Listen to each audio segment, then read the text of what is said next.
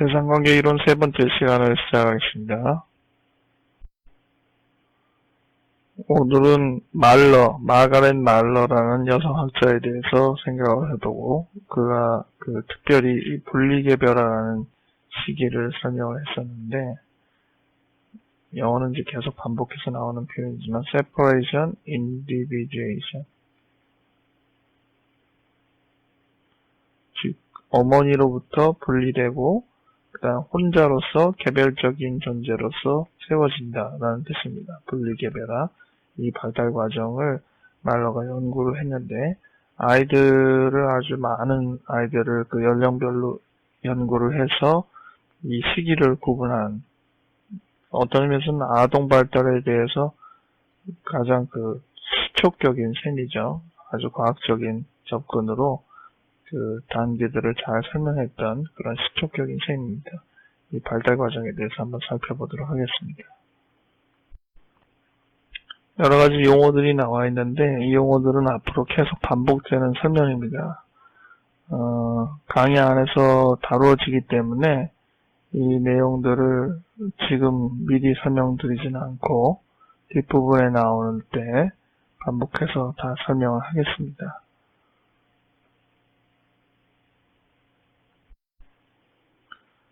먼저 가바드 역동정신의학 책 페이지 83부터 84의 내용을 같이 읽으면서 이 내용들을 채워보도록 합시다. 책을 다 준비하시기 바랍니다. 내용 83페이지 맨 아랫부분부터 읽겠습니다. 지난 25년 이상 정신분석학에서는 많은 발달 이론들이 파생되어 나왔다. 그 중에서 마가렛 말러와 그의 동료들의 연구는 가장 초기에 속하는 것으로서 자아심리학과 대상관계 이론 사이에 다리 역할을 하고 있다. 마가렛은 철자가 틀렸네요. 빨간색으로 이름 쓰는 건 문화적으로 안 맞는데, 마가렛인데 H자가 빠진 것 같습니다.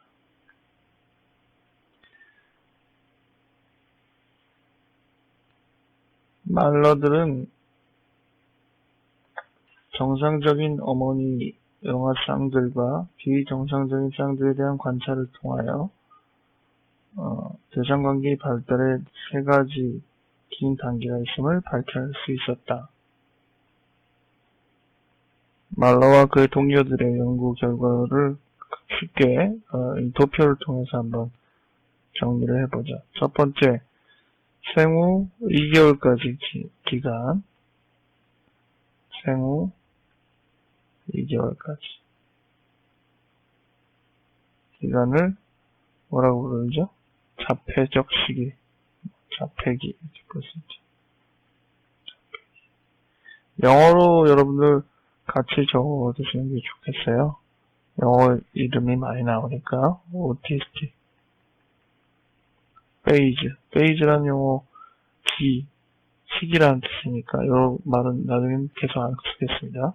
오티스틱, 자폐적이다. 내용 계속 있죠. 이 시기의 유아는 자기 몰입적이고 관계 형성보다는 생존 자체에 관심을 갖는다. 그 다음 시기는 2개월에서 6개월, 기간은 2에서 6개월. 이 시기는 공생기라고 부르는데,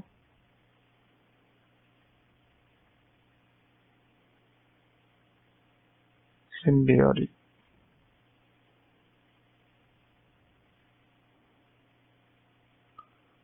이 시기의 유아는 웃음을 보이고 어머니의 얼굴에 눈을 맞춘다. 유아는 어머니가 분리된 대상이라는 것을 애매하게 알고 있지만 서로가 독립된 사람이라기보다는 서로 통합된 관계로 받아들인다. 즉, 분리개별화의 준비 단계다라고 생각할 수 있는 것이죠. 세 번째 단계는 우리가 제목으로 미리 살펴봤던 분리개별화 단계입니다.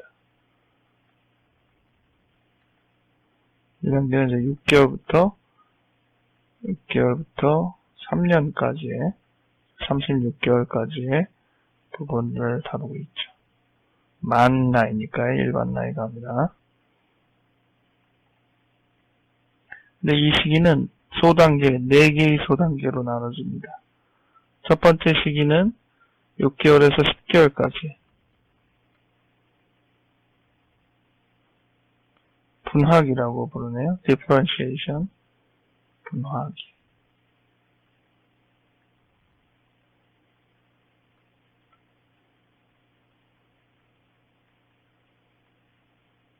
differentiation.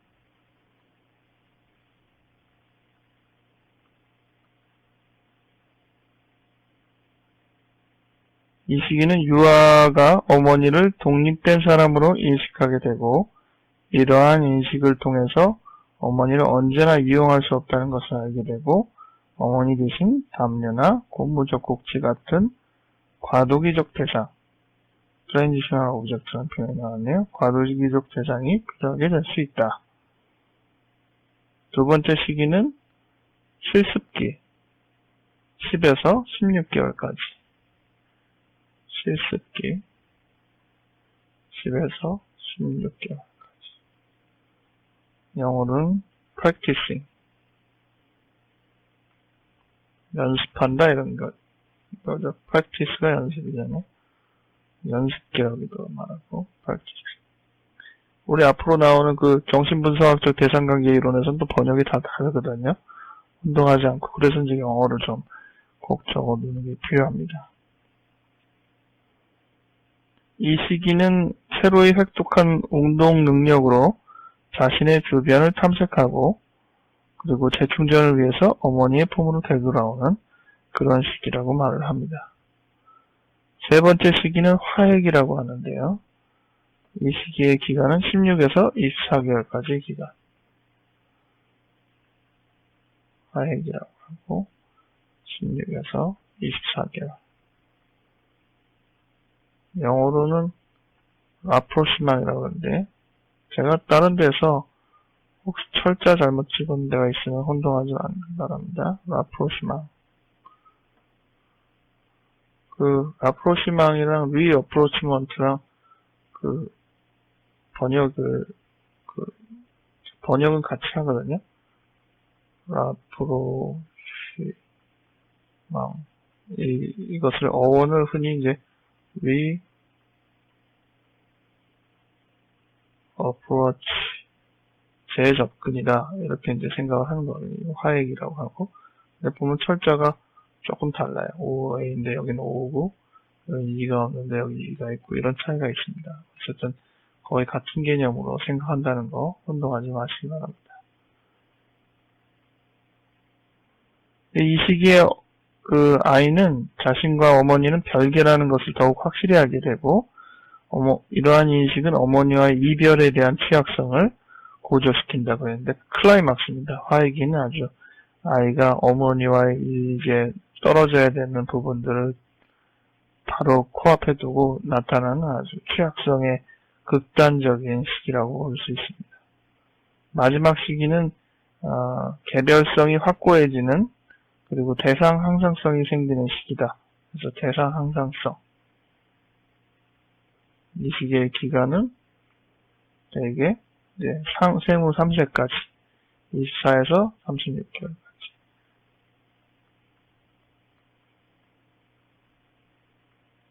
대상 항상성이 이루어지는 시기다. 대상 항상성은 영어로 object, 대상, constancy, 항상성이라는 표현을 씁니다. 이 시기에는 어머니에 대한 분열된 시각을 하나의 완전한, 어머니에 대한 분열된 시각이라는 건 어머니를 선한 엄마와 악한 어머니로 구분한 채로 하나의 어머니가 아니라 두 개의 어머니로 생각한다는 것이죠. 이 두 개의 어머니 관점을 이제 하나의 완전한 대상으로 통합시켜서 이를 내재화, 내면화함으로 어머니가 없을 때에도 마음속에 있는 어머니상을 통해서 감정적인 위안을 받는 시기다. 이 시기는 우리가 지난 시간에 살펴본 클라인의 시기로 따지자면은 5월 이상에 해당되는 시기다. 이 시기가 끝나면 웹디프스 시기로 들어간다. 이제 요 내용들을 가지고 계속 우리가 다루는 겁니다. 전체적인 그림을 쫙 보면은 이제 어떤 식으로 구분할 건지 알겠죠? 태어나자마자 아이는 자폐기, 자기 영역 안에 이렇게 잡혀있는 아이라는 이미지라는 거예요. 근데 한 2개월 정도만 되면은 아이가 서서히 안과 밖에 구분을 할 수 있게 됩니다. 실은 이거보다 훨씬 더 일찍이라고 후대 학사들은 얘기를 했으니까, 태어나면서부터 동시에 이루어진다고까지 얘기했으니까 공생기는 실은 더 앞당겨서 올 가능성이 높습니다. 이제 외부와 내부라는 구분들이 생겨나는 시기죠. 그런데 이제 그 외부와 내부에서 어머니는 여전히 내부에 속하는 수준이라는 것이죠. 근데 이제 분리개별하면은 이 어머니가 서서히 외부로 벗어나고 자신의 더 독립적인 여지가 더 확보되는 시기라는 것이죠. 분화라는 것은 어머니와 내가 이제 구분된다는 그런 의미를 담고 있고요. 실습과 화해라는 시기는 어머니로부터 떨어져서 세상을 탐색하는 부분의 두 전형을 나타내고 있습니다. 실습기는 세상 탐색에 더 충실한 시기고, 화해기는 그 어머니의 눈치를 더 많이 살피는 그런 전형으로 두 시기가 나옵니다. 물론 실습기에도 앞부분은 세상 탐색보다는 어머니가 더 위주가 되는 시기가 있는데, 전체적으로 보면은 실습기는 바로 세상에 대한 탐색을 위주로 하는 시기다, 이렇게 볼 수 있습니다.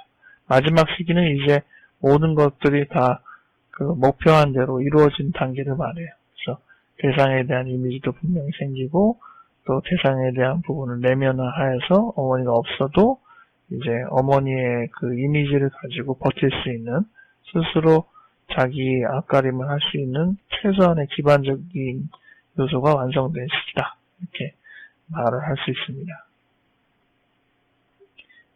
말러가 갖는 이 연구의 가치는 무엇이냐? 첫 번째는 아이들을 직접적으로 관찰했다는 면에 있어서 클라인과 동일하게 가치가 있다라고 말할 수 있고요. 두 번째는 이 웨디푸스 시기의 이전, 그 시기에서 이제 모자 관계, 양자 관계죠. 양육자와 자신과의 관계가 이 질병의 원인이 될 거라고 생각하는 여러 질환군에 대해서 상당한 통찰을 준 그런 가치가 있습니다. 특히 그러한 질환 중에 대표적인 예가 바로 이제 경계성 인격장애죠. 경계성 인격장애를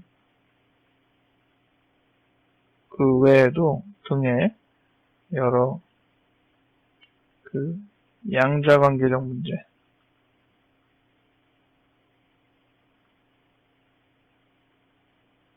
양자관계는 다이아디라고 얘기한다고 그랬죠? 다이아디. 둘만의 관계에서 벌어지는 결과로 파생되는 병리적인 문제, 이러한 문제에 관한 통찰을 제공했단 말이죠.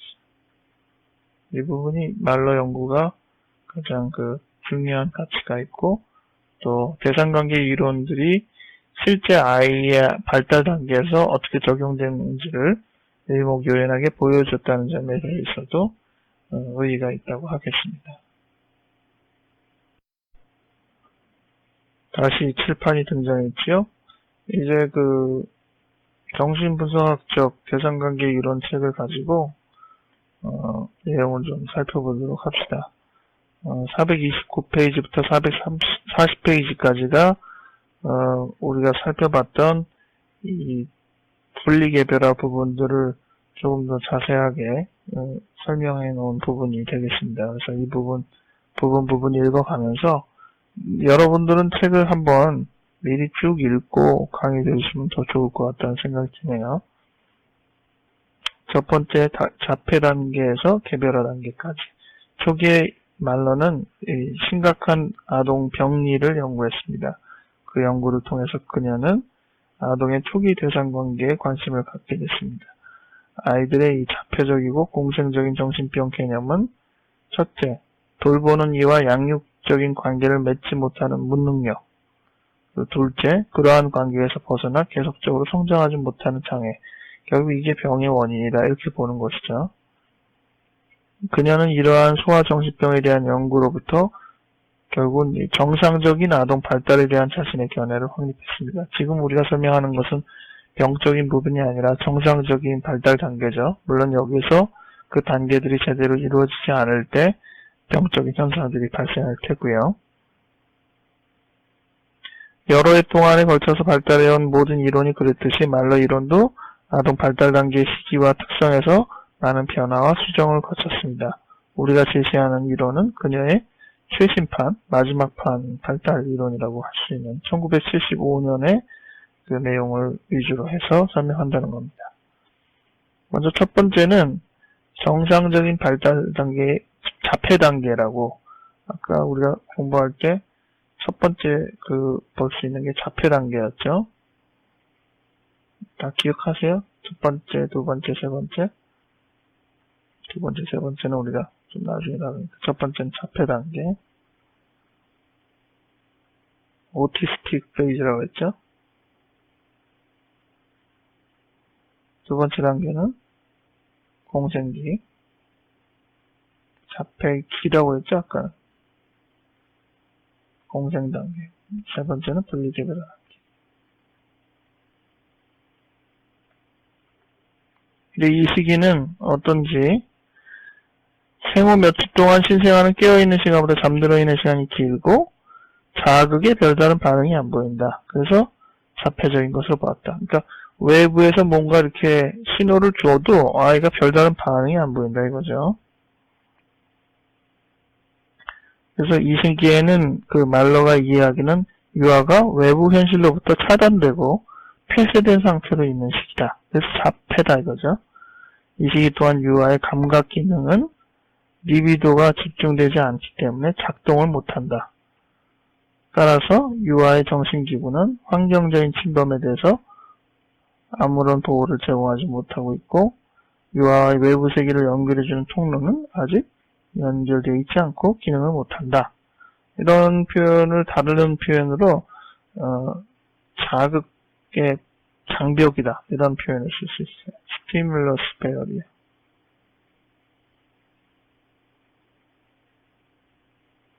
자극의 장벽. 그러니까 이 아이가 이제 있는데 태어나서 그 아이의 주변에 하나의 벽이 쳐 있는 거예요. 이 벽이 뭐냐? 스티뮬러스 베어리어.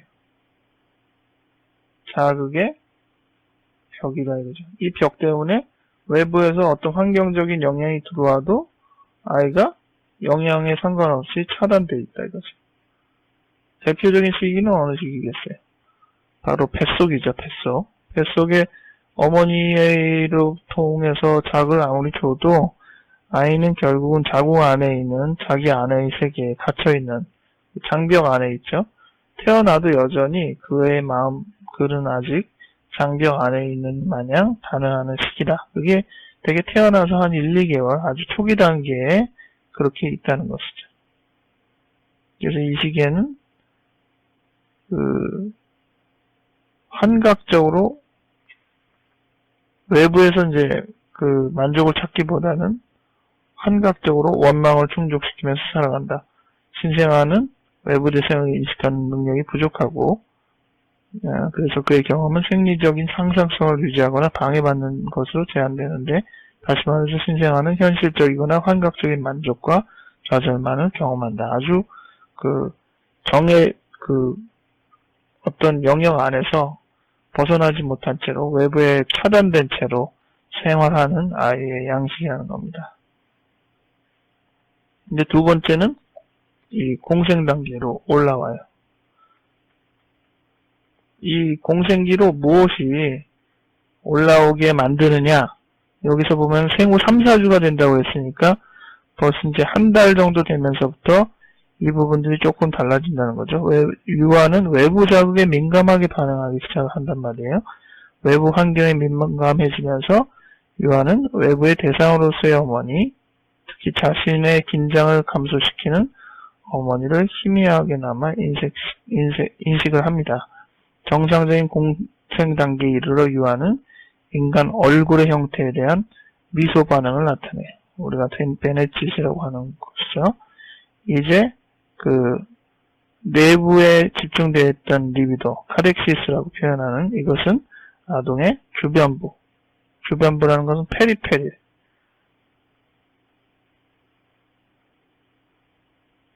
이렇게 표층이라는 겁니다. 우리의 피부라고 생각하시면 제일 무난할 듯 싶어요. 피부. 아이는 이제 자기 안쪽에서 이 자폐 단계의 자기 안쪽의 에너지를 썼던 것들을 이제 서서히 몸 밖으로 발산하려고 하고 있다는 것이죠. 제일 먼저 맞닥뜨리는 이 내부의 외부의 경계는 이제 다른 이론가들을 통해서 우리가 정립이 된 거지만은 일종의 피부에 대한 감각 기능을 통해서부터 아이는 서서히 내 안쪽의 부분, 내 바깥쪽의 부분이라는 것들을 이제 구분하기 시작합니다. 그런 입장에서 이제 페리페랄이라는 주변부의 경험을 했다라는 것은 이제 자기의 이 피부, 낸 가장자리를 통해서 이제 외부와 자기 내부라는 그 구분들을 하기 시작하는 단계라는 것이죠. 근데 아직 이 단계에는 심비오릭, 공생 단계라서 어머니와는 구분이 잘 안 돼 있어요. 예, 어머니는 아직은 자기 하나의 부분이에요. 그 뒤에 계속 읽읍시다. 관찰자의 관점에서 볼 때 이들의 주변부는 아동과 어머니 모두를 포함하는 양자 단위입니다. 즉, 이 경계라는 게 자기 피부 경계가 아니라 어머니랑 아이까지 다 합친 경계의 주변부라는 것이죠. 그러니까 이 내부랑 외부라고 이제 겨우 구분을 하고 있는데 이 내부랑 외부라는 구분에서 이 내부에는 나만 들어가 있는 게 아니라 어머니까지도 들어가 있습니다. 그래서 이거를 이제 양자 단일체라는 표현을 썼어요. 근데 이제 유아의 관점에서 보자면은 이 공생적 단위를 구성하는 어머니와 자신 사이에 아무런 구별이 존재하지 않는 거예요. 마치 자신과 어머니가 하나의 전능한 체제인 것처럼 행동을 하는 겁니다. 이때 단계에는 이제 좋고 나쁜 이런 경험들을 서서히 하기 시작하죠. 430페이지 맨 아래 보면 대상관계 관점에서 볼 때 이 자폐 단계는 대상이 없는 시기다. 첫 번째 단계는 대상이 없는 시기다. 아직 자극이 자기 내부 안에서만 있고 외부의 환경들에서 노출되어 있지 않기 때문에 대상이라는 자체가 없는 시기인데, 근데 이제 공생기 시기는 무슨 시기냐?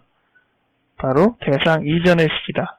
대상이 없는 건 아니지만은 대상이 이제 분명하게 나타나 있지는 않기 때문에 대상 이전 단계의 시기라고 말을 하는 겁니다. 그래서 여기까지가 프로이드가 설명한 1차적 자기. 에너지가 자기 안에 몰려있는, 태어나면서부터 선천적으로 몰려있는 그 시기에서 아직 벗어나지 않은 단계라고 할 수 있습니다. 그 다음 시기가 이제 분리개별화 시기가 되겠죠. 지우겠습니다. 이제 분리개별화. 아이는 혼자 몰두했던 시기에서 이제 조금씩 영역을 넓혀가고 어머니로부터 떨어져서 세상을 탐색할 수 있는 능력이 이제 많아지는 겁니다. 첫 번째는 분화하이 단계라고 했는데, 디프런시에이션. 생후 4, 5개월부터 10개월. 아까는 몇이라고 했죠? 6개월에서 10개월이라고 했는데, 시간이 조금 다르죠? 4, 5개월에서 10개월. 4.5가 아니라 4, 5개월. 이 시기에는 흔히 표현할 때 이 분화기를 다른 말로 상징적으로 표현할 때 부화라고 해요. 우리나라 말은 둘 다 글이 비슷하네요. 이거는 이제 differentiation. 이제 어머니로부터 서서히 구분된다라는 뜻이고, 해칭이라는 것은 우리 흔히 알대로 두 번째 탄생이죠. 계란이 이제 부화하듯이. 이 시기에 유아는 처음으로 깨어있는 동안 다소 지속적인 각성 상태를 보이고 자신을 어머니의 신체에 맞추려고 하는 유아의 경향성이 2단계 들어서 적극적으로 자율적인 자세를 선호하는, 자기 나름대로 혼자 활동하려는, 이 시기 동안 어머니의 머리, 옷, 안경 등을 잡아당기면서 어머니를 탐색한다. 그래서 첫 번째 탐색 세상은 바로 어머니 자신이 되는 것이죠. 아직 멀리 세상을 탐색할 수 있는 능력이 없고 기어다니는 능력도 아직은 부족하고 해서 기껏 자기가 탐색할 수 있는 영역이라는 게 손을 뻗어서 흔드는 정도의 거리에 불과하단 말이죠. 그러니까 그 거리에서 붙잡고 탐색할 수 있는 게 뭐겠어요? 주로 엄마죠. 그래서 엄마를 탐색하면서 서서히 엄마랑 자기 이 구분을 익히기 시작하고 또 서서히 이제 어머니로부터 벗어나려고 이제 그리고 기어다니면서 다른 물건들을 만져보고 바라보고 슬슬 세상을 탐색하는 겁니다.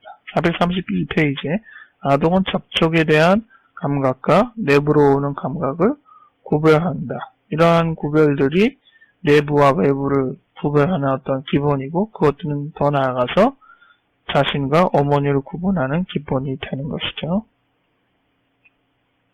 이러한 구별은 처음으로 자신과 대상 사이의 차이를 감각적으로 식별할 수 있게 해주는데 분화단기 후기에 확립되는 어머니와 타자의 구별 능력, 이 분화기의 뒷부분, 후기에 발달되는 어머니와 자신을 구별하는 능력은 외부 대상들 사이의 차이를 구별할 수 있게 해줍니다. 이렇게 새롭게 획득된 능력 때문에 생후 6개월 정도의 아동들은 되게 낯선 사람에 대한 불안, stranger anxiety,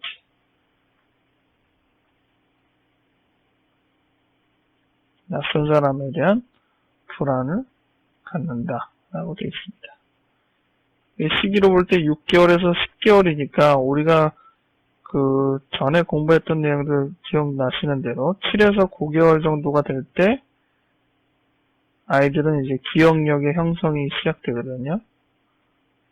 그러니까 이 분화기의 후기죠. 분화기의 뒷부분에 결국은 기억력이 이제 이루어지기 시작되기 시작하고 그러면서 동시에 낯선 사람에 대한 불안, 그만큼 이제 기억력이 있기 때문에 가능한 현상들이 시작되는 것입니다.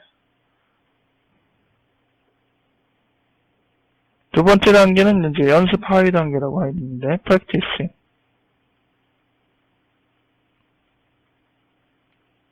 10에서 16개월이라고 얘기했었죠.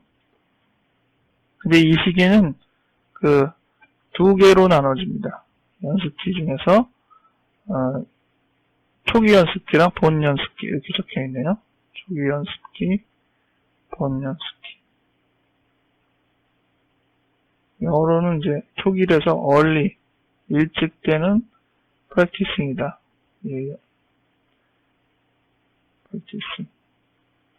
근데 본 연습기 할 때는 practicing surface proper라고 되어 있어요. 본격적인 이제 practicing이다. 이때는 이제 신체가 많이 발달하기 때문에 이제 기어다니는 거리가 상당히 많아지죠. 그래서 탐색에 대한 능력이 다분히 아주 좋아집니다. 이때는 아이들이 그 세상을 탐색하는 것에 대해서 상당히 만족스러워 하는데 동시에 세상을 만족시킬 힘을 충전받을 수 있는 어머니의 존재를 매우 중요하게 생각해요. 그래서 초기 연습기 때의 어머니의 관점은 주로 그 에너지 저장고라고 할 수 있는 거예요.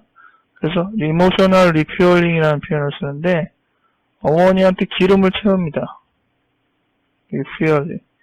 세상을 탐색할 만한 에너지가 있는데 그 에너지는 뭐냐? 이 정서예요. 정서적인 에너지를 받아서 아이가 이제 세상을 더 탐색하려는 그러한 기름을 이제 받는 정도.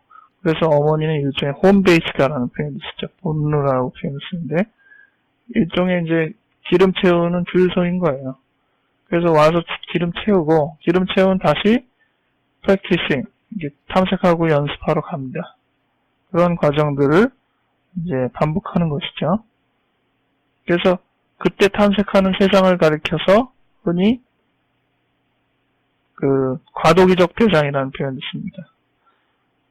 즉 이제 그 진정한 대상을 다시 만나기 전까지 어머니라는 대상에서부터 벗어나는 중간 단계의 대상이다. 그래서 중간 대상이라는 표현도 쓰고요.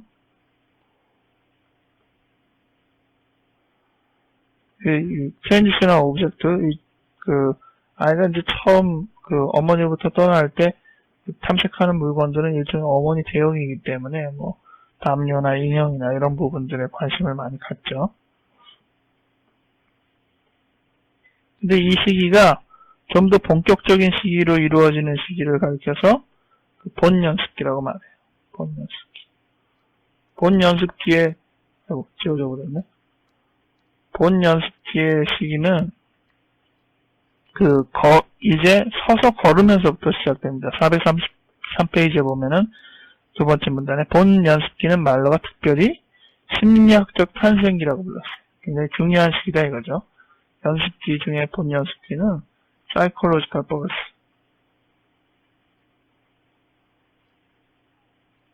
심리학적 탄생. 어떤 의미에서 아까 해칭, 부화라는 단계를 초기에, 이 분리개발의 초기에 얘기했는데, 이젠 또 진정한 또 새로운 탄생이 이 본연습기를 부를 때 용어로 사용됩니다. 이 시기의 아이는 아주 세상에 대해서 완전히 정신이 푹 빠져 있는 상태예요.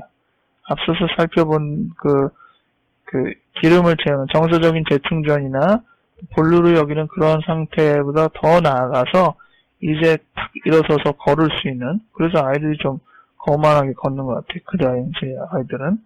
그러면서 세상은 다 내 맘대로 할 수 있어, 이런 아주 거만함을 가지고 세상을 탐색하는데 시간을 보냅니다. 어머니한테 물론 갖고 와서 기름 채우고 또 세상을 탐색하고, 그래서 그때의 용어를 이제 세계가 아동의 안식처가 된다라고 번역이 되어 있는데, 영어로는 the world is his, 그의, 아이 입장에서는 my죠. my oyster. 굴이죠, 굴. 먹는 굴. 그래서, 우리식으로 표현하면 세상은 내 밥이다, 이런 뜻입니다. 내 마음대로 할 수 있다, 이런 뜻이에요. 안식처라는 표현보다, 이제 내 마음대로 돼. 우리가 흔히 얘기하는 군대 막 제대해가지고, 기고만장한 그 당시의 시점, 그 청년들의 시점, 요때와 거의 비슷한 거예요. 이제 내가 일어서서 걷는데, 이거 다 내 마음대로 돼. 이런 거만한 자세로서 세상을 탐색하는 태도들을 볼 수 있는 게 바로 본연습기입니다. 이때를 또 그린에이커의 표현에 의하자면은 아동이 세상과 사랑에 빠지는 시기다, 이렇게 표현하기도 했다고 합니다. Love affair with the world. 세상과 사랑에 빠진다. 이런 용어들이 다 본연습기, 이 모든 용어들이 다 본연습기를 지칭하는 용어들입니다. 근데 이 연습기를 지나서 다음 시기인 화해기, 앞으로 희망이라고 했죠. 이 화해기에는 국면이 좀 바뀌어요.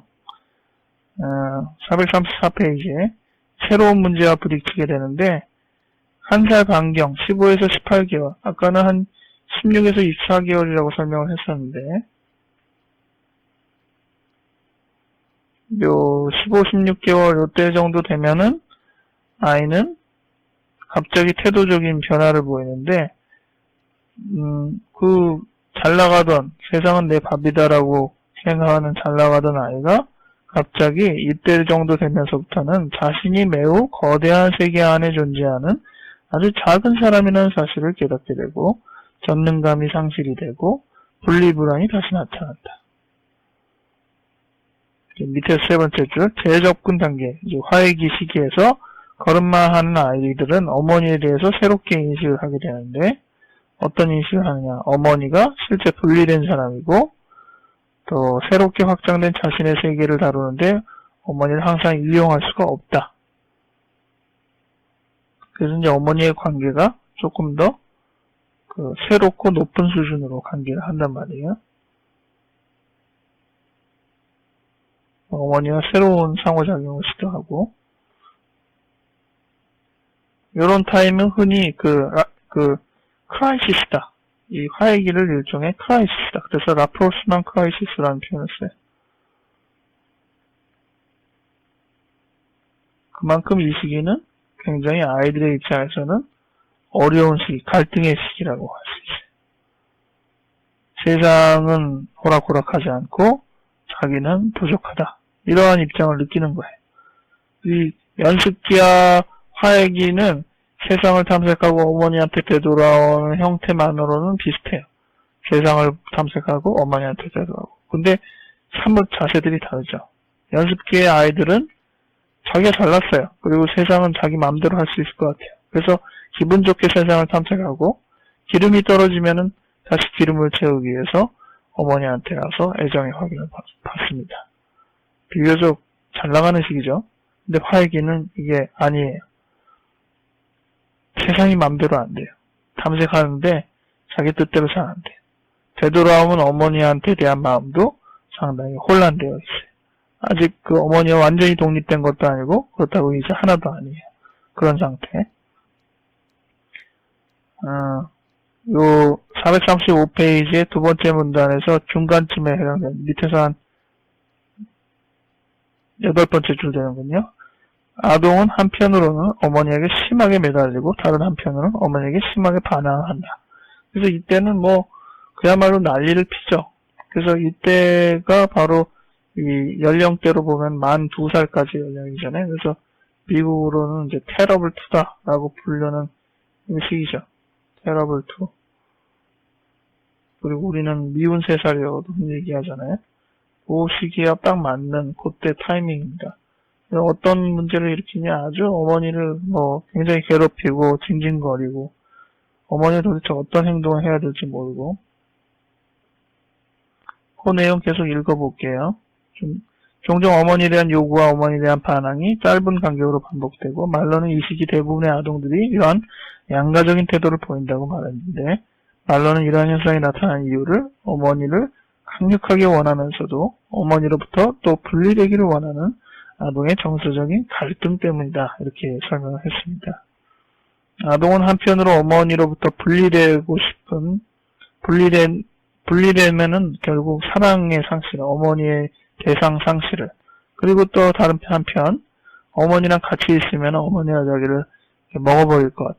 재함입이라는 리인컬프먼트라고 했는데, 이 함입이라는 인걸프먼트라는 표현은 먹혀버린다 이런 뜻이거든요. 다시 어머니한테 완전히 흡수돼서 사라지지 않을까, 이런 갈등. 어머니한테 가자니 자기가 없어질 것 같고, 어머니부터 떨어지자니 어머니가 상실될 것 같은 이러한 갈등 상황에서 두려워한다는 것이죠. 결국 최후의 발악을 말할 수 있습니다. 이 최후의 발악의 기간이 지나면은 이제 아이는 어머니와 자신이 독립된 하나하나의 객체로서 건강하게 서로 서는 거예요. 그 전까지는 아이가 아직 분명한 이 분리개별화를 이루지 못해서 최후의 발악을 합니다. 436페이지 중간에 그 문단의 다음 줄에 보면은 이 시기는 자율적 자아 기능이 급속도로 변화하고 언어 능력이 빠르게 발달하고 현실 감정 능력이 나타난다.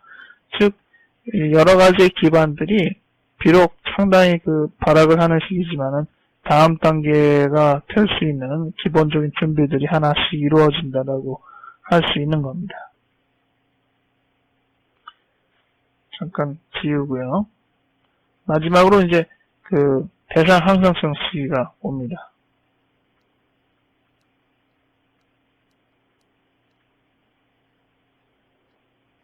(437페이지에) 보면은 4번의 세 번째 줄, 리비도적 대상 항상성은 생후 3년 동안에 걸쳐 이루어지고 보통 3살 때가 되면 기본적 완성 상태에 도달한다. 아까 이 화해기가 24개월까지니까 여기가 이제 24에서 한 36개월 사이에 이루어지는 기간이죠. 이 시기에 아동은 대상관계를 맺었던 모든 사람과의 경험을 토대로 두 가지 중요한 개념을 이제 형성하게 되는데, 자기에 대한 안정 개념, 또 타인에 대한 안정된 개념, 두 가지를 형성하게 돼요. 아동은 그 자신의 개별성에 대한 감각뿐 아니라 대상에 대한 감각을 획득해야 돼요. 여기 내적 감각이라고 번역이 되어 있는데, 이건 제가 보기엔 번역이 좀 잘못된 것 같습니다. 왜냐하면 영어는 the sense of the internal presence라고 되어 있거든요. sense of other, sense of other, 타자, 대상에 대한 감각인데, 이 대상이 어떤 사람이냐?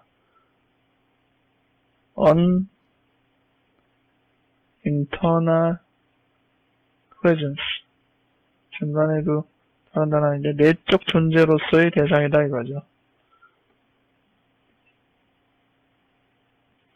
그래서 타자에 대한 내적 감각이 아니라 내적 존재로서의 타인에 대한 감각이라고 할 수 있습니다.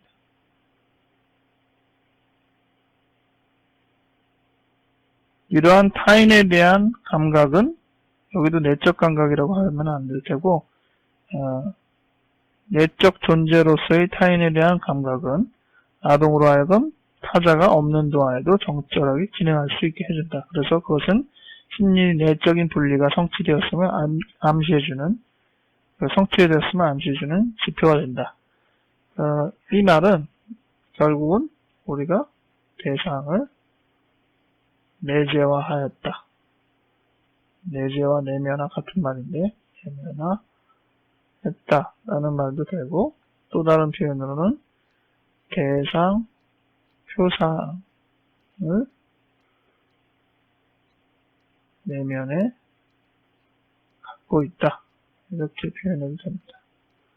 그래서 대상을 자기 안에 넣어서 대상의 이미지가 자기 안에 있다라는 말이죠. 근데 대상을 내면화한 자체만이 대상 항상성이라는 말을 쓰는 게 아니고, 여기에는 그 대상이 선과 악이라는 굿과 배드라는 어떤 구분된 존재로 이중적 극단적인 두 분열적인 존재로 나눠지는 게 아니라 통합된 하나의 대상으로 이해되는 바를 특별히 대상 항상성이라고 말합니다. 근데 이제 이 대상 항상성이 이루어지기 위해서 필요한 게 대상 영속성이라는 용어인데, 438페이지에 보면은 피아제가 한 말이죠. 대상 한국성이라고 번역도 하는데, 다른 말로는 대상 영속성이라고 번역합니다.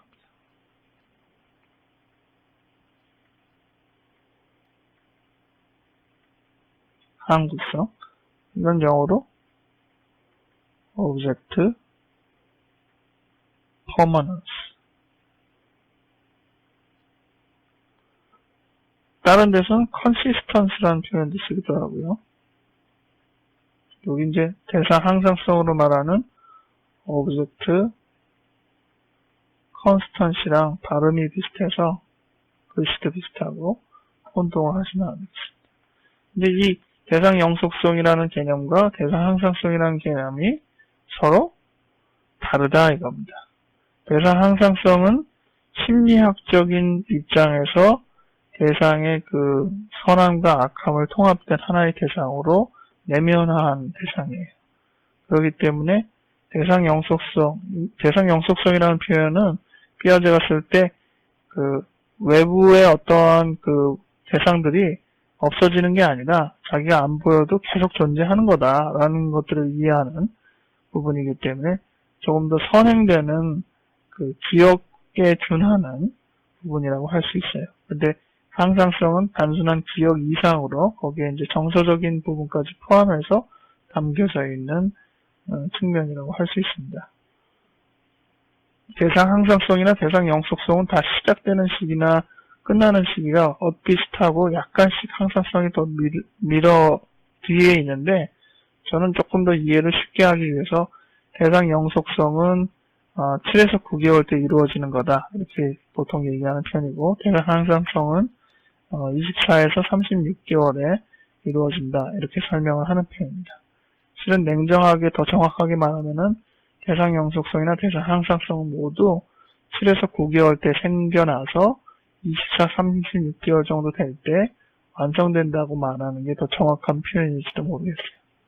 왜냐하면 이 둘 다 항상성의 문제나 영속성의 문제나 그 기본이 결국 우리가 기억력이라는 부분이 관여하기 때문이죠. 기억력이 이제 7에서 9개월 때부터 이제 구체화하면서 기억력의 기능을 제대로 하다가 24, 36개월 정도 돼야지 이제 기억력 기능이 성인의 기억력 수준으로 본격화되거든요. 그러니까 그것과 실은 거의 같은 맥락의 얘기라고 할 수 있겠습니다. 여기까지 이제 마가렛 말러의 그 발달 단계를 쭉 설명한 거예요.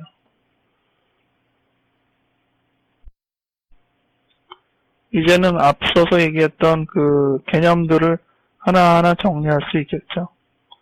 용어 자체가 이미 다 다른 내용입니다. 시기로 볼 때 첫 번째가 자폐 시기, 두 번째가 공생기, 세 번째가 분리개별화라고 말을 했고, 분리개별화는 4단계의 소단계를 거친다고 했죠. 그래서 첫 번째 단계가 분화기, 두 번째 단계가 실습기, 세 번째 단계가 화해기, 마지막 단계가 항상성 시기. 근데 이제 분화기에서는 부화라는 어떤 용어로 우리가 살펴볼 수 있다고 했죠. 그리고 실습기에는 여러 용어가 있는데 그 중에 또 이 과도주기적 대상을 활용하는 시기가 실습기라고 할 수 있습니다. 그리고 화해기 대상 항상성, 특히 이제 이 분리불안과 fear of engulfment, 먹혀버릴 것 같은 공포와 분리에 대한 불안이 대표적으로 많이 반복되는 시기는 바로 화해기가 해당되죠. 화해기, 재접근 시기가 특별히 이 시기의 부분이 해당됩니다. 특히 이 실습기와 화해기의 차이를 여러분들이 좀 잘 알아두시면 좋겠어요.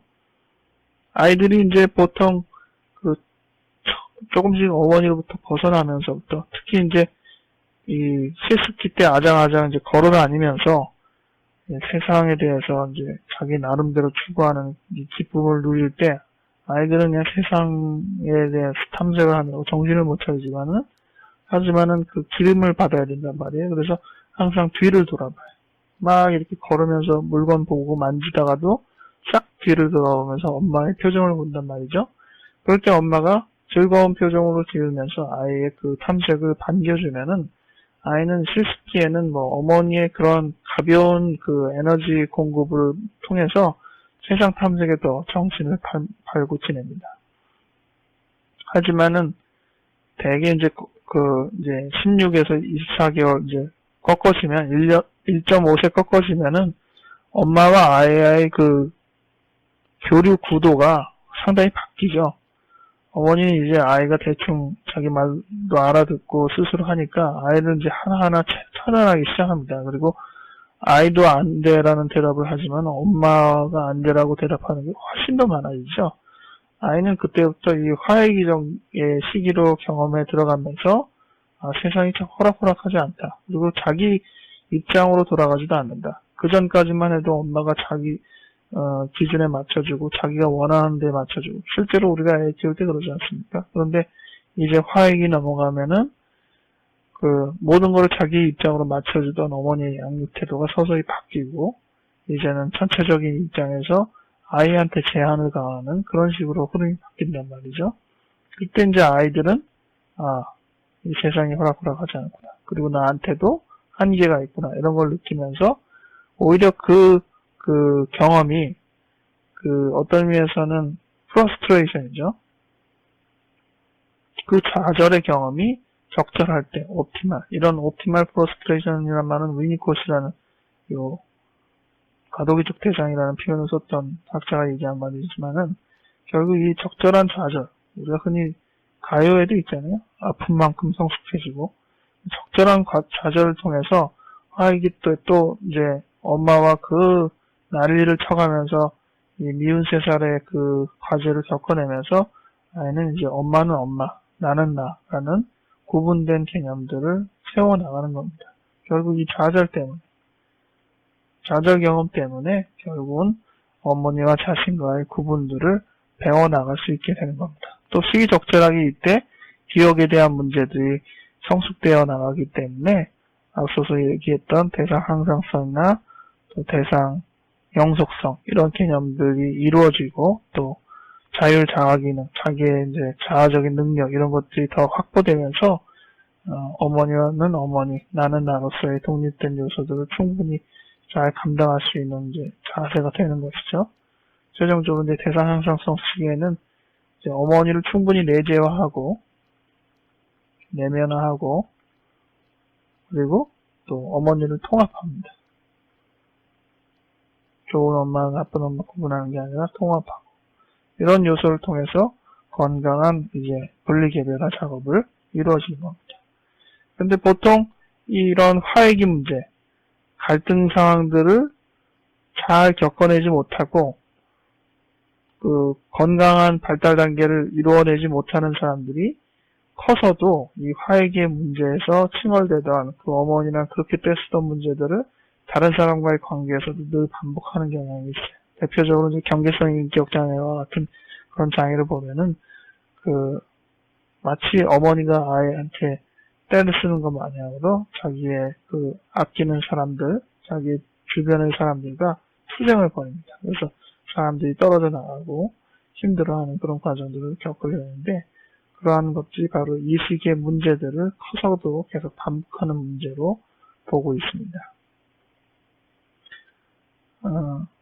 이 말러의 얘기를 이제 마무리하겠는데요. 말러를 통해서 우리가 아이들을 직접 관찰함을 통해서 서서히 아이들이 중요한 그 인생의 과제들을 감당하고 있는데 특별히 그 분리, 어머니와 떨어지고 그리고 개별화, 자기 스스로 독립된 하나의 존재로 선다는 그 부분의 시각에서 아이가 이 3년까지의 성장 과정이 아주 다이나믹하게 흘러간다는 것을, 드라마틱하게 흘러간다는 것을 배울 수 있었습니다. 이것들을 잘 기억하시고 또 커서도 이러한 여러 시기에서 여전히 머물러 있는 어떤 형태나 또 이 시기로 퇴보했던 어떤 형태들이 우리가 충분히 알기 때문에 그 부분들을 우리가 이 공부를 통해서 충분히 유추해낼 수 있는 그런 능력을 배양하시기 바랍니다. 예, 수고하셨습니다.